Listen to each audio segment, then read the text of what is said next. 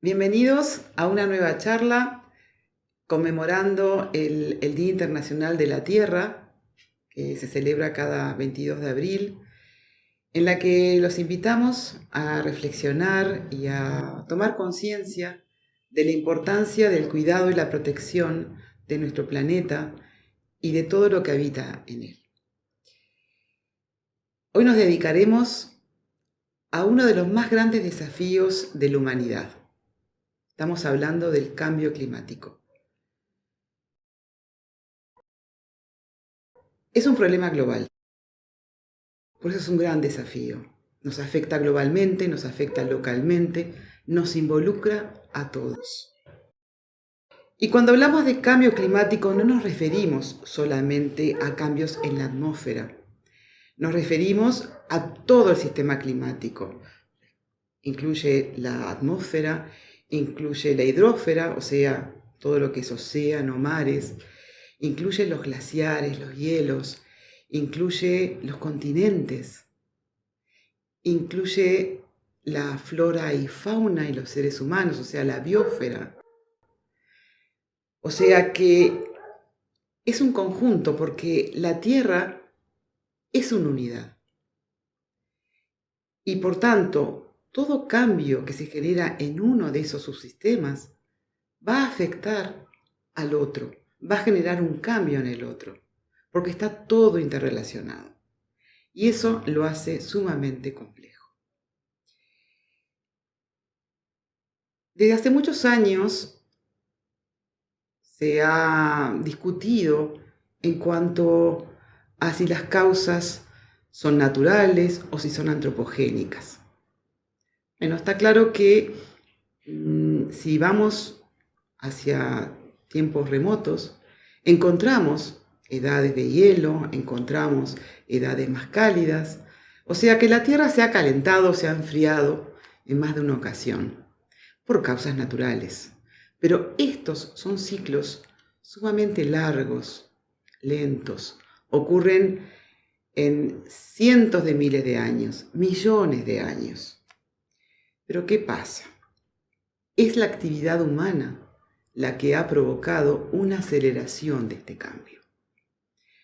Es el ser humano que, a partir de la revolución industrial, ha aumentado ese ritmo, ha acelerado este cambio climático y ha provocado que actualmente tengamos un aumento de la temperatura media global de 1,1 grados Celsius respecto a la época anterior a la revolución industrial. Y más aún, en los últimos 10 años los científicos nos informan, esto se ha comprobado, que el aumento de esta temperatura media global está siendo mucho más marcado. ¿Y esto a qué se debe? Bueno, aquí tenemos un concepto que seguramente han escuchado todos hablar, que es el efecto invernadero. El efecto invernadero en realidad es un proceso natural, porque la Tierra recibe la energía solar.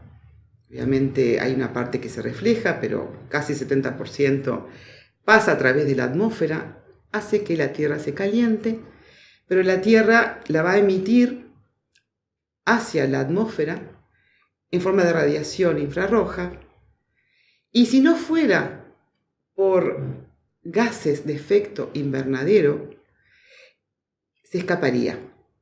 Los gases de efecto invernadero logran que se retenga el calor y hace posible que la Tierra, nuestro planeta, sea habitable. Si no tuviéramos estos gases, sería de menos 18 grados Celsius la temperatura media. O sea que son importantes. Entonces, ¿cuál es el problema? El problema es que la actividad humana, nosotros, los seres humanos, hemos hecho que aumente desmedidamente la concentración de gases de efecto invernadero en la atmósfera, y eso hace que se retenga mucho más el calor. O sea que el efecto invernadero es mucho mayor y eso hace que la temperatura aumente. ¿Y cuáles son esos gases de efecto invernadero que estoy mencionando? Solo voy a mencionar los principales, porque esta es una muy breve charla. Y aquí nos encontramos con compuestos gaseosos naturales como el dióxido de carbono y el metano. Estos son los más conocidos, los más importantes. Hay otros, óxido de nitroso, ozono, hay unos compuestos sintéticos halocarbonados, pero vamos a focalizarnos en estos que son los más importantes y los que se trata a nivel internacional. ¿Y cuáles son las actividades humanas que más afectan y provocan este aumento de los gases de efecto invernadero? Bueno, son muchísimas. Y obviamente al ir aumentando la población en forma exponencial a nivel mundial, esto provoca que se requieran más recursos, se requiera mayor demanda de energía, mayor producción de energía, mayor quema de combustibles fósiles, y esto va generando aumentos de la temperatura y otros cambios climáticos.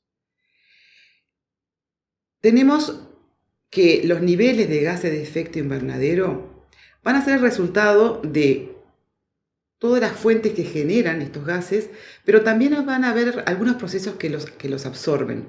Estos se conocen como sumideros de carbono. Aquí tenemos el caso de los bosques y las selvas, que, como todos sabemos, por la fotosíntesis absorben el dióxido de carbono y liberan oxígeno.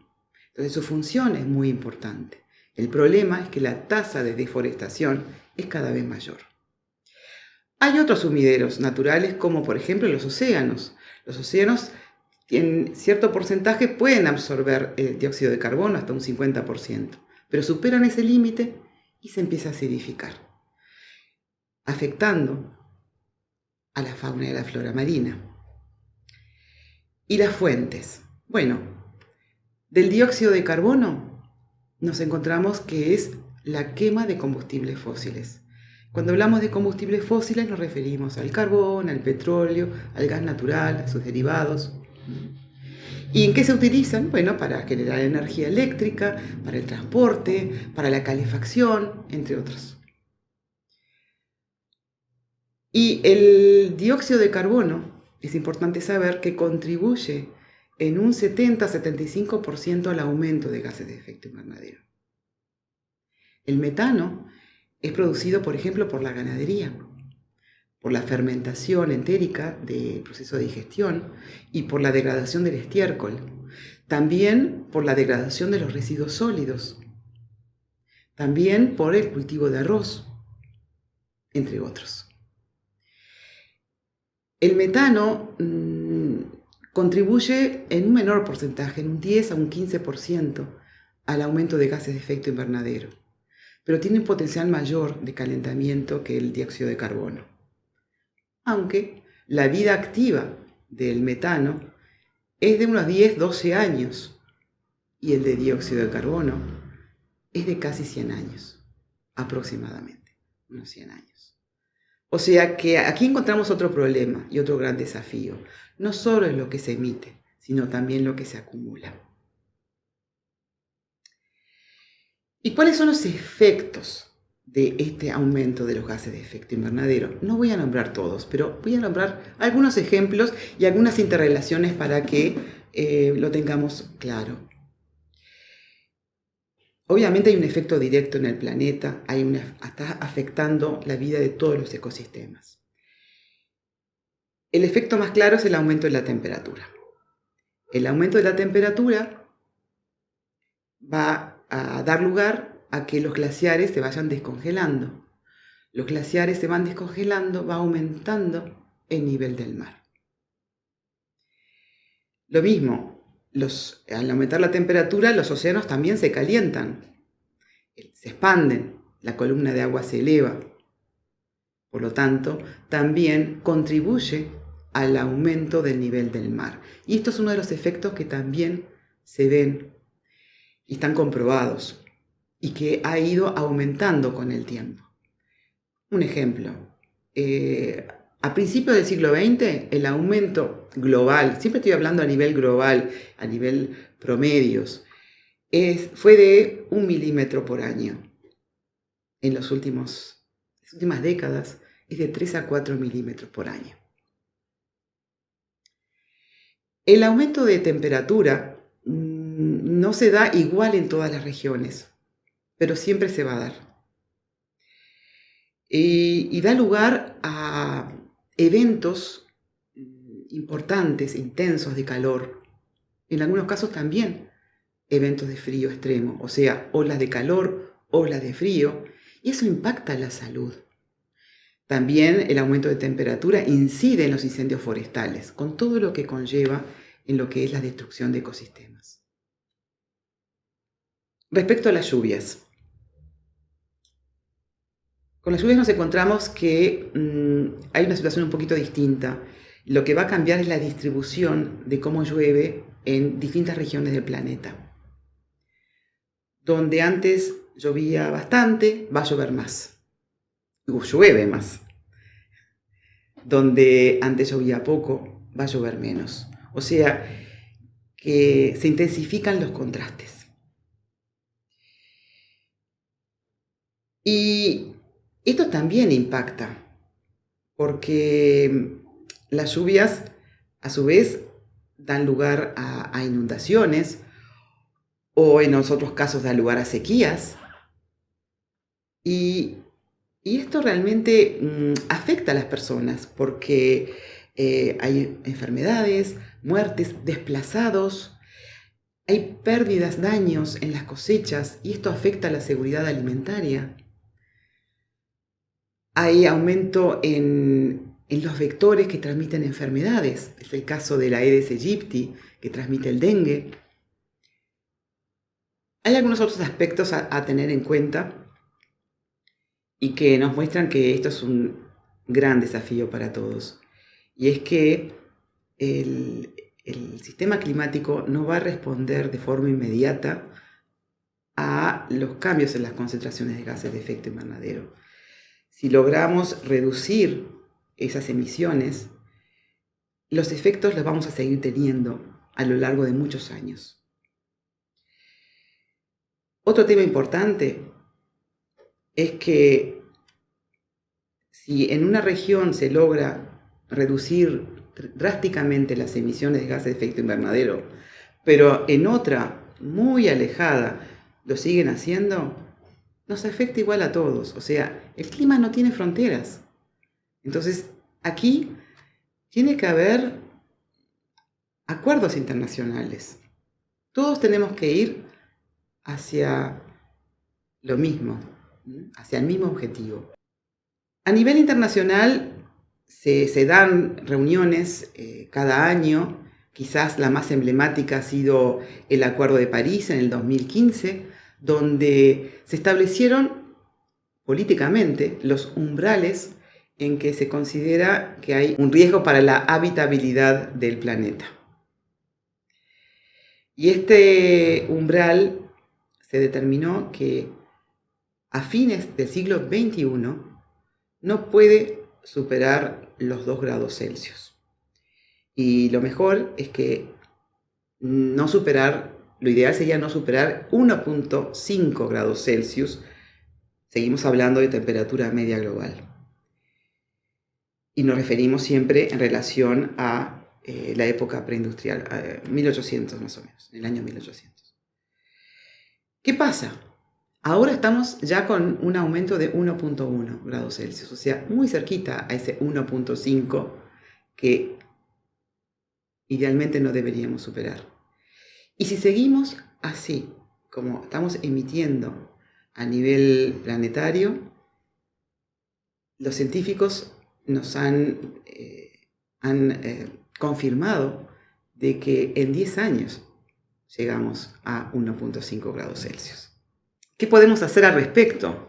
Bueno, hay muchas soluciones que tienen que ver con políticas internacionales, políticas de los gobiernos, en que la solución pasa por descarbonizar la economía, pasa por transformar la economía hacia fuentes renovables. Muchas veces se habla hasta de buscar emisiones netas ceros, o sea, lo que se emite es lo que el planeta puede absorber. Es decir, son soluciones que se tienen que tomar en acuerdo en diferentes países, pero hay que dejar algo claro, que es que todos estamos involucrados y es cierto que los países tienen que tomar soluciones urgentes, pero todos de alguna forma tenemos una cuota de responsabilidad. Y como filósofos tenemos que reflexionar en cuál es la causa, la raíz de todo este tema. Y la causa es el ser humano. Y si recordamos la filosofía oriental que habla de la ley del karma, todo efecto es por una causa, todo tiene una causa. Obviamente hemos hecho las cosas mal, venimos haciendo las cosas mal desde hace tiempo y no hemos sabido aprender de eso y no hemos sabido corregir aún todo esto.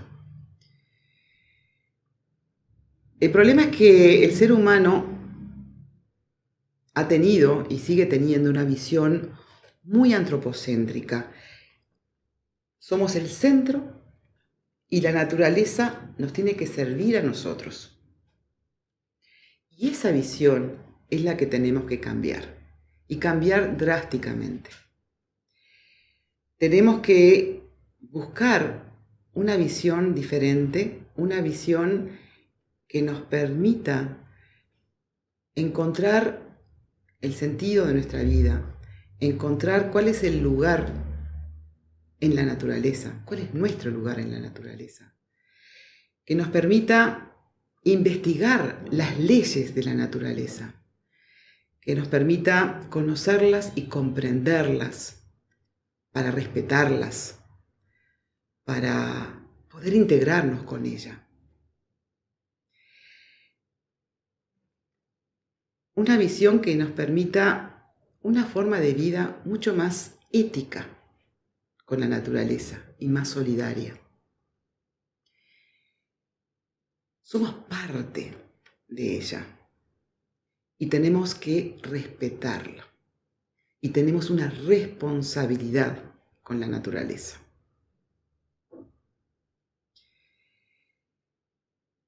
Otro aspecto a tener en cuenta en qué hacemos cada uno de nosotros es que tenemos que empezar a aprender a cómo adaptarnos a los cambios que ya están habiendo y los que vendrán. Tenemos que estar preparados. Tenemos que ser más resilientes. Por tanto, tenemos que fortalecernos emocionalmente, fortalecernos a nivel mental, porque ¿cómo si no vamos a sobrellevar todos estos cambios, todos estos efectos, estos impactos? ¿Cómo podemos buscar moderar los daños? Y hasta podemos buscar oportunidades, porque se generan nuevas formas de trabajo, nuevas formas de empleo, nuevas formas de vida. Eso es ser más resilientes. Entonces es fundamental que logremos transformarnos, cambiar nuestra visión, cambiar nuestra actitud, cambiar nuestros hábitos. ¿Cómo podemos lograr llegar a esa transformación, ese cambio tan necesario? Y la clave es la educación. Estamos hablando de educación formal, educación en cada familia, educación informal, a través de los medios de comunicación. Todo puede aportar. La educación nos tiene que hacer más conscientes y más responsables. La educación transmite valores que son fundamentales para el ser humano, valores como la generosidad, como el respeto, la responsabilidad, la fraternidad, la solidaridad. Todos podemos y debemos aportar algo, un granito de arena. Cada granito de arena vale. Podemos hacerlo en forma individual, pero también colectiva. Y ahí entra el voluntariado. Juntos, con el mismo objetivo, siempre vamos a ser más eficientes y se va a notar más esa acción tan necesaria. Un voluntariado que además, si tiene una formación filosófica, nos permite no solo trabajar unidos y haciendo algo en beneficio de todos, sino que también nos ayuda a mejorarnos a nosotros mismos, porque vamos cultivando esos valores tan importantes. Entonces, tenemos la capacidad de construir un mundo mejor, más sostenible, más resiliente. Podemos hacerlo, pero hay que empezar ya. Hay algunas soluciones urgentes que las harán los gobiernos, pero todos podemos hacer algo, todos podemos poner un poco más de conciencia y un poco de acción. No olvidemos que el futuro lo hacemos hoy, lo construimos hoy. Nuestro planeta, nuestra madre tierra, nos necesita.